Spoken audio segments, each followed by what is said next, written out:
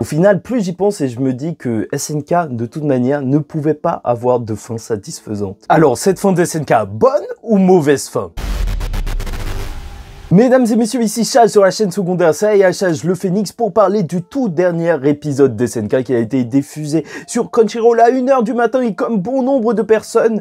Donc je suis resté éveillé, j'ai subi les bugs de Crunchyroll avec une demi-heure avant que je puisse voir les sous-titres en français. Mais en soi, ça y est, c'est la fin donc d'SNK avec une diffusion de plusieurs épisodes en même temps pour un grand épisode de plus d'1 heure et cette grande œuvre qui, quoi qu'il en soit, qu'on ait aimé ou non la fin du manga, aura marqué de toute manière les histoires en entière, étant donné que ça dépasse même le statut d'un manga en réalité, cette histoire sur la guerre, sur même la nature de l'homme, bah en soi c'est un grand moment. Voilà, la fin d'SNK.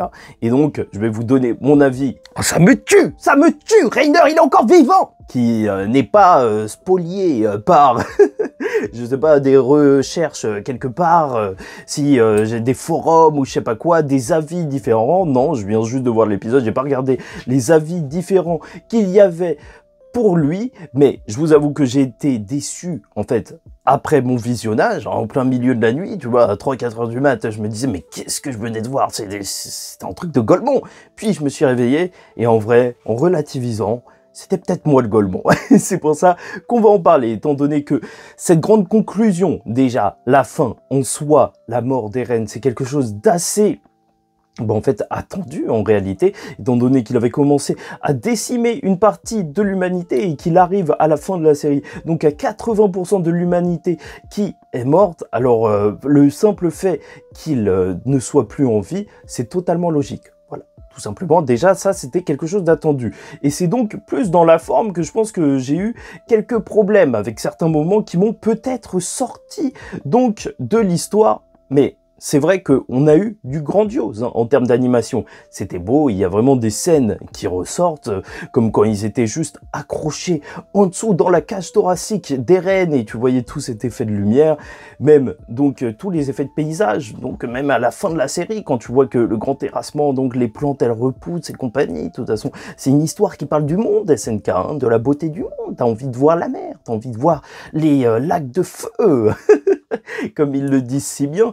C'est vrai qu'au moins tout ça c'est très bien retranscrit, on reconnaît là qu'il y a eu un véritable travail même d'animation, la CGI elle passe extrêmement bien, voilà, toutes les actions elles sont dynamiques, mais donc en termes de contenu, c'est vrai que passer une première partie qui était ultra jouissive, je vais pas te mentir, vraiment le combat des titans, donc tous les titans primordiaux dirigés par Ymir, face au bataillon d'exploration plus Mar qui arrive de n'importe où, mais ça c'était excellent.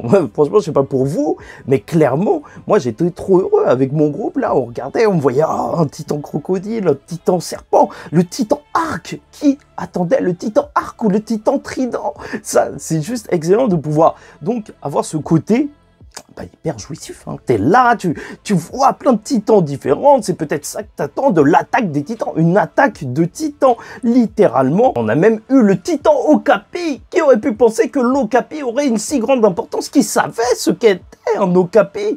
Moi je le voyais grâce au magazine, le magazine Okapi, je sais pas si tu connais, à l'ancienne le magazine sur les animaux, mais donc en plus ça m'a fumé. Armin a failli avoir la mort la plus japonaise qui soit, il s'est pris une langue géante à l'intérieur de la bouche et il était en train de s'étouffer. Je me suis dit, ah purée, ça c'est du manga. Ça c'est du manga, ça on voit ça nulle part. Et donc tu vois qu'ils gèrent plus ou moins, mais ils vont pas réussir à y arriver jusqu'au choix fatidique de Mikasa, qui n'est pas réellement un choix puisqu'elle est obligée de tuer Eren. Sauf que tout ça, ça ne va pas se faire sans déboire, et c'est pour ça que voilà, il y a des choses sur lesquelles on peut être plus ou moins mitigé, parce qu'encore une fois, la fin de cette histoire, je la trouve tout à fait classique et logique dans un certain sens, même de montrer que le cycle de la haine continue, que la guerre continue, qu'en réalité, peut-être que ce qu'a fait Eren avait un impact bien moindre qu'on aurait pu le penser. En réalité, il fait juste partie de ce monde, même s'il a arrêté tous les titans. Donc la guerre continue. Le fait que ce soit Mikasa qui arrête Eren, bien sûr, c'est impactant émotionnellement, mais ça retombe à certains moments. Après, je vais pas te mentir, il y a des choses, je ne les ai pas compris. Voir Falco en titan pigeon, j'ai pas posé de questions. Je te dis la vérité, j'ai été dans le truc, je le vivais, mais j'ai hâte d'avoir plus d'explications sur ce délire. Parce que normalement, il avait mangé le mâchoire. Le fait qu'elle embrasse sa tête décapitée, je trouve ça plutôt particulier, en vrai. Vraiment très particulier. Mais voilà. En soi, quand tu suis l'histoire depuis le début, alors bien sûr, voir ça, c'est une forme d'accomplissement, je sais pas, ça reste tout de même assez particulier, la conversation d'Armin et d'Eren, qui était peut-être, dans un certain sens, assez bizarre, parce que c'est vrai que le moment où Eren il commence à pleurer, il dit non, Mikasa, je voulais qu'elle m'aime encore 10 ans et tout, qu'elle fasse pas son deuil. Alors t'es waouh, moi j'ai pété de rire, je me suis dit mais qu'est-ce qui est en train de se passer? Et au final, tous ces moments en réalité qui m'ont semblé assez abrupts, assez étranges, bah, je pense que on peut les justifier, mais ça on y reviendra après. Et c'est surtout autour de nos attentes. Je pense qu'il y a eu des déceptions, étant donné que l'attaque des Titans, c'est vrai que c'est une histoire avec de multiples facettes. Et déjà, une facette militaire. Tu vois, on te parle de l'attaque des Titans, on te parle d'action. Et si, en fait, dans la première partie de l'épisode, tu as beaucoup d'action avec les différents Titans, bah, la suite, elle va plus s'arrêter donc sur le propos de l'attaque des Titans.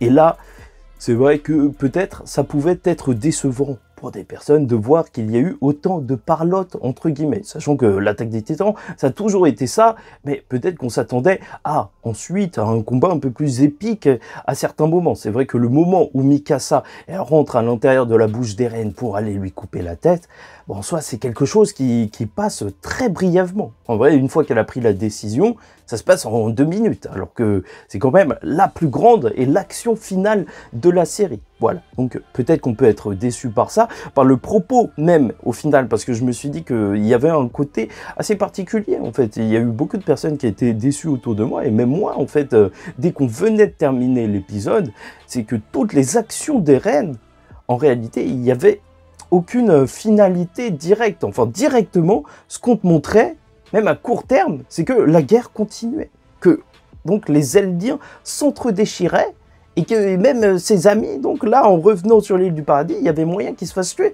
Donc ouais, c'était un petit peu donc une fin qui n'était pas satisfaisante, littéralement en fait, parce que tout ce qu'a fait Eren, tout ce qu'on a suivi, en réalité, a eu une si petite impact que c'est extrêmement triste en fait de voir que ça n'a quasiment rien changé.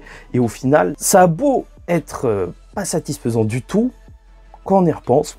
Et ça c'est le Chage du matin qui vous dit ça, parce que voilà, entre temps j'ai dormi et 2 heures après, bah me voilà ici. Bah c'est plutôt fort, et c'est ça le message des SNK.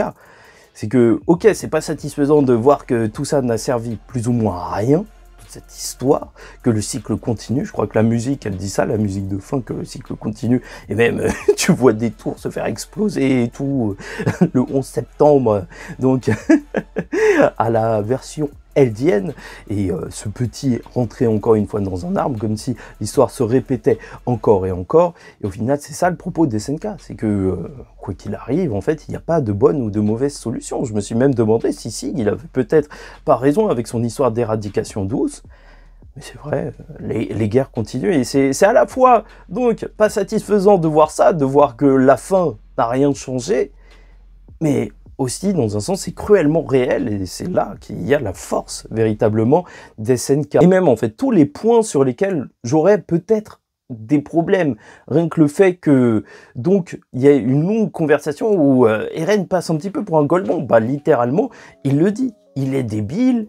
Et rien que le fait, justement, qu'il ait dit non, Mikasa, je veux qu'elle soit en deuil pendant 10 ans, je veux qu'elle m'aime encore et tout. Et qu'il a l'air complètement zinzin, bon, en vrai, ça ne fait que le rendre plus humain. Et dans toute cette fin des SNK, quand j'y repense, où il était quasiment déshumanisé parce qu'on savait plus réellement ce qu'il pensait, bah, juste le voir avoir une réaction normale, même si elle est ridicule, et une réaction totalement humaine, une réaction que tout le monde pourrait avoir, je suis désolé, mais c'est vrai. Ça fait que on retrouve un petit peu le personnage d'Eren. On retrouve quelqu'un qui était peut-être pas fait pour tout ça, et qui le dit. Peut-être qu'il a été un débile, il a suivi ça, mais en même temps son cerveau, il était complètement brouillé Parce que voilà, voir le passé et le présent en même temps, ça fait que son présent même, en voyant le futur, bah c'était devenu son passé. Enfin, son cerveau était en train d'exploser. C'est d'autant plus fort. Et je pense que au revisionnage, revoir donc tout ça, je pense que une fois que maintenant ça y est, j'ai découvert la fin de la série, parce que je vous rappelle que je suis un animal, donc ce sera assez impactant en réalité de se rendre compte que durant toute la saison 4, même la fin de la saison 3, Eren, il voyait cette conclusion et en vrai, ça y est, pour lui, c'était terminé. C'était une fin triste qu'il allait avoir dans tous les cas. Et je pense que ça, c'est fort. Même voir Armin et Eren donc se réconcilier sur la fin tout en étant ennemis, tout en n'étant pas d'accord, et se dire qu'ils se retrouveront un jour quelque part, mais c'était beau. Et vraiment, on a beau avoir donc Mikasa qui embrasse la tête d'Eren, qui est peut-être même une référence à Stendhal, le rouge et le noir. Je sais pas si tu sais, mais dans cette œuvre littéraire, alors à la fin, il y a un baiser sur une tête coupée, sur le front d'une tête coupée. Donc voilà, je sais pas si c'est une rêve ou pas. Mais bon, donc on verra ça. Juste voir la scène, je trouve que c'est la scène qui m'a marqué. Hein. La scène de Armin qui va vers Mikasa et qui crie et qui pleure malgré tout, hein, malgré tout ce qui vient de vivre, pour juste voilà, se rendre compte que son ami il est mort.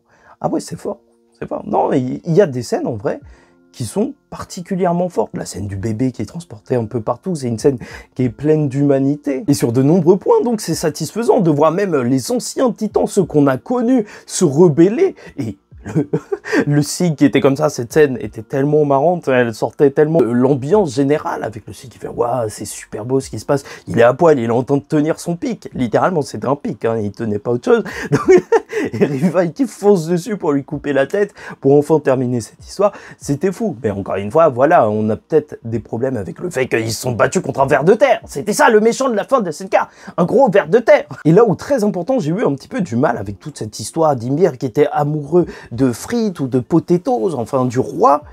Donc, je me disais que vraiment ça sortait un petit peu de l'histoire de voir qu'elle était amoureuse de lui alors que c'était son esclave, alors qu'elle a souffert syndrome de Stockholm ou je sais pas quoi. Est-ce qu'elle était une femme battue en réalité? C'est un petit peu ça en réalité, oui. Donc, elle était amoureuse de lui et c'est toute cette question d'amour.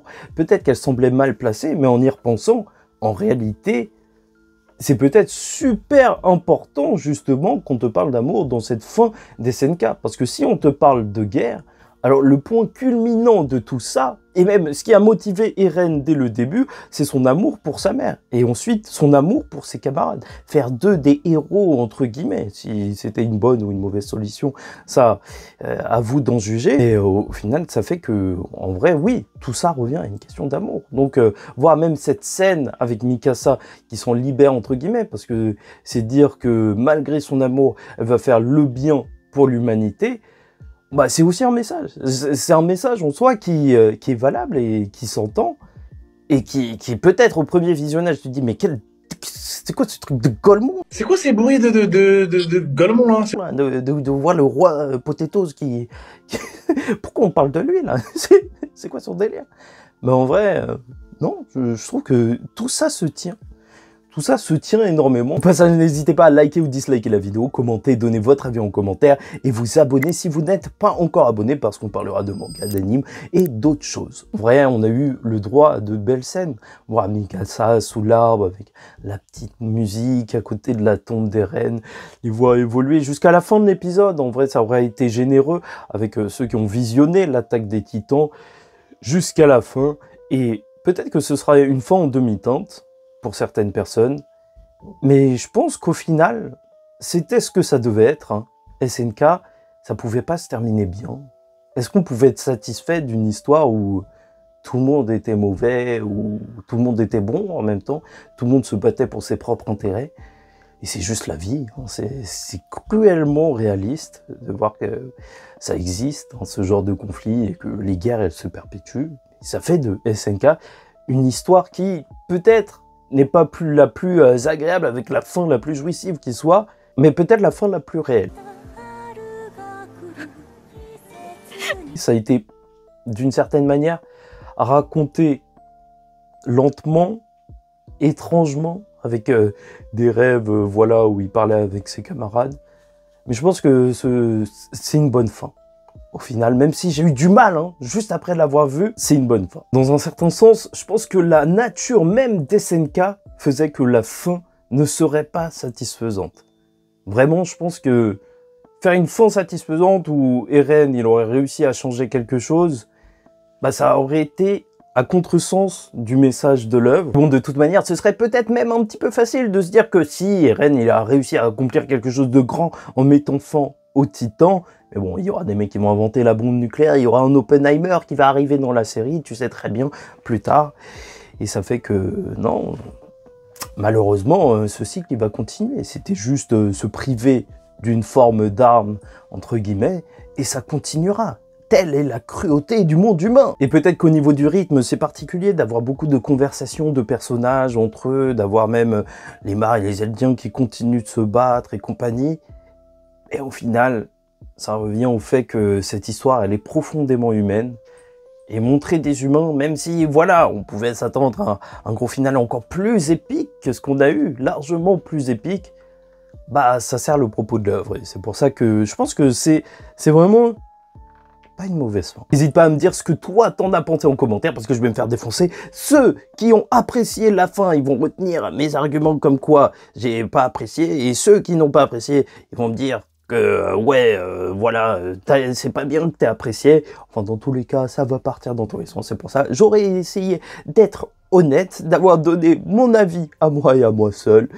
Et donc on y est. Voilà, en attendant la suite, il n'y aura pas de suite de SNK, mais un jour peut-être un grand revisionnage, je pense que tout le monde se le fera.